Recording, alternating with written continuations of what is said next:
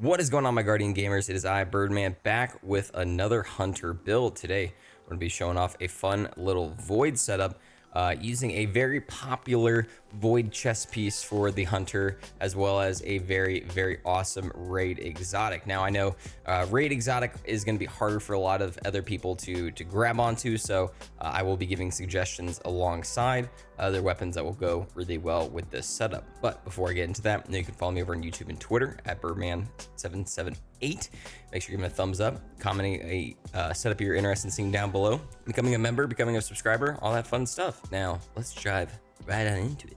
All right, as always, we like to talk about the exotic that we're going to be using for this setup, and that is going to be the Gear Falcon's Hauberk. I think I said it right. Probably not. Its special armor perk is See Me, Feel Me. It reads, your void weapons gain volatile rounds after you emerge from being invisible. When you are invisible and defeat a combatant using your finisher, all your weapons gain bonus damage. You and your nearby allies gain a reserve overshield improved class ability regen. These reserve overshields can be deployed by using a class ability. Now, I really like this chest piece just because it just feeds into void weapons. Void actually is probably like my favorite, overall element of this entire game.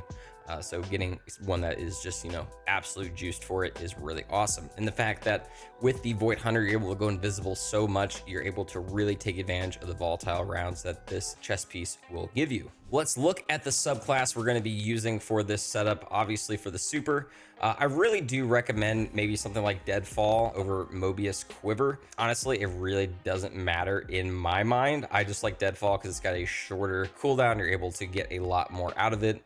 It'll weaken and suppress targets, which you're able to take advantage of with the Raid exotic that I'm talking about for this entire setup. At the same time, regardless, you're able to just really, kind of like stop enemies in their tracks and not really have to worry about, too many of them coming in and getting you all tangled up and stuff. For the abilities, I always will say Gambler's Dodge over Marksman's Dodge. Yeah, it's cool that you're able to reload your weapons, but getting that free melee charge back, that smoke bomb, the snare bomb, as it is said, is really nice. We really like the snare bomb because it's able to weaken targets so that, they're slowed and they're not going to be able to target you as much and not doing as much damage. But also, again, the fact that it's adding another one of those debuffs to enemies that we're able to use our special weapon to take advantage of. Vortex Grenade is always going to be my favorite one just because it pulls targets into each other and you're able to take advantage of those volatile rounds that your Gear Falcons is going to give your weapon. Aspect wise, I recommend the Stylish Executioner. Big part about that is defeating a weakened, suppressed, or volatile target while grants invisibility and true sight after performing a Stylish Execution. Your next melee attack while invisible will weaken targets. So again, this is just adding all three of those different things, the weaken, suppression, and volatile. You do that to any enemy, you're immediately going to go invisible, and then when you come out of that invisibility, you're going to have volatile rounds. It is a really just solid one to use all around. And then obviously Vanishing Step, so that we're able to make ourselves invisible and take advantage of that Gear Falcons a little bit more. Obviously, you can go into Trapper's Ambush if you want. So you jump up in the air, you do that deadfall and makes a smoke cloud and it'll weaken targets and make you invisible.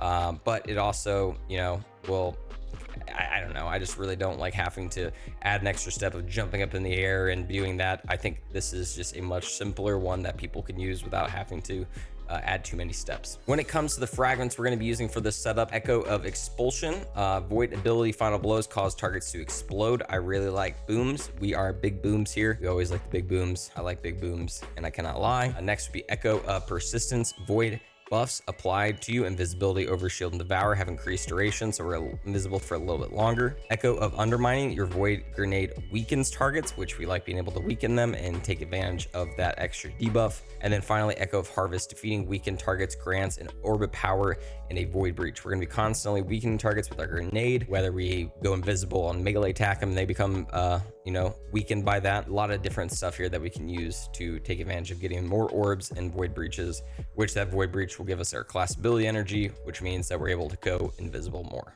Now, I won't shut up about this weapon that is apparently super awesome and amazing. The coup de grace of this setup is going to be the Collective Obligation. You are able to get this awesome pulse rifle from the Vow the Disciple raid. That one came with Witch Queen. It's probably my favorite raid, like, period, all around. It is just amazing. Caretaker and Rolk are amazing fights.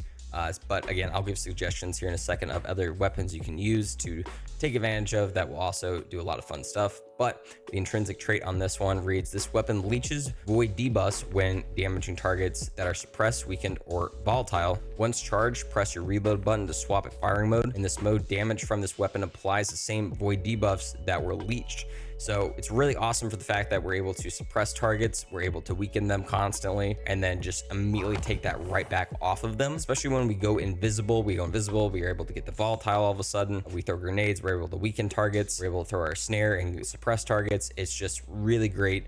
I really, really like this. This is a fun weapon. It's just a great weapon, especially to use with the Gear Falcons. And its other one reads, the weapons magazine is automatically reloaded when you gain Devour, a Void Overshield, or become invisible. Obviously, constantly going invisible, so we're able to just keep up a high mag as long as we are just, defeating targets. And it's even easier, especially for the fact that we're constantly making the volatile explosions, and then, just going invisible and reset, repeat.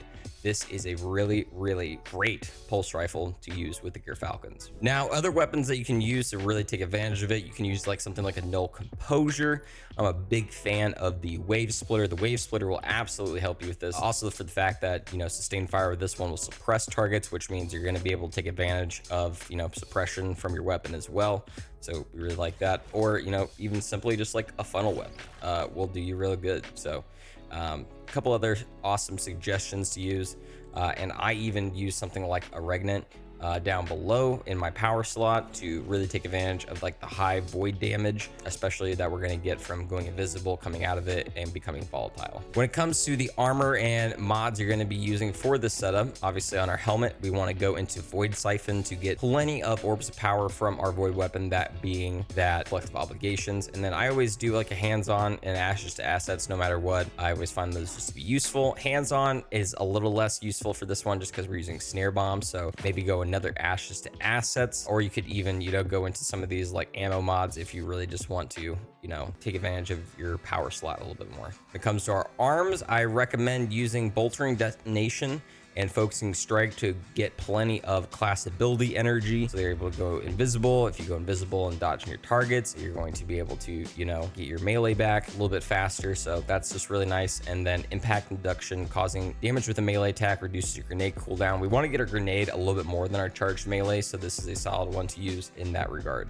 Chest piece, I always just go double concussive dampener, easiest one, just because less splash damage the better. On our boots, I recommend going Absolutions just to get your abilities back faster from grabbing orbs of power. We're beginning at plenty of times from our Void Siphon, so definitely take advantage of that. And then finally, on your Hunter Cloak, I recommend going a Distribution and a Powerful Attraction, so that whenever you're dodging, you're getting class ability energy, and you're also picking up all those orbs around you. And I also just added a bomber in there because this one for me kind of sucks. My entire armor set for this is just kind of crap. I don't really have phenomenal stats. I need to work on my hunter a little bit more so that I'm able to get maybe some artifice armor so that I can have some better stats all around. Like I keep mentioning, for the seasonal artifact and what you need for that, you don't really need anything.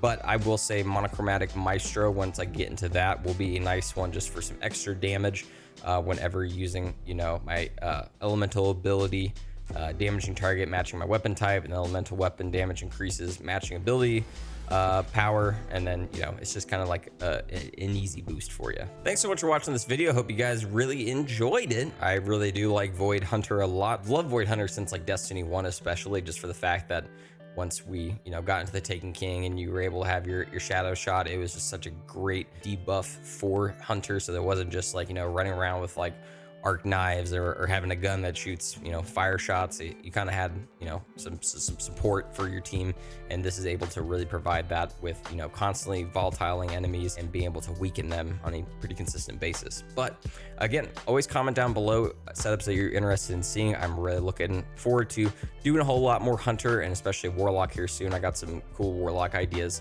in my sleeve. I just got to get that character leveled up a little bit more so that I'm able to do some of this higher end content. And yeah, make sure you're liking, subscribing, and becoming a member to the channel, and follow me over on YouTube and Twitter at Birdman778. Thanks so much, everybody. Hope you have a great night, day, whatever it may be.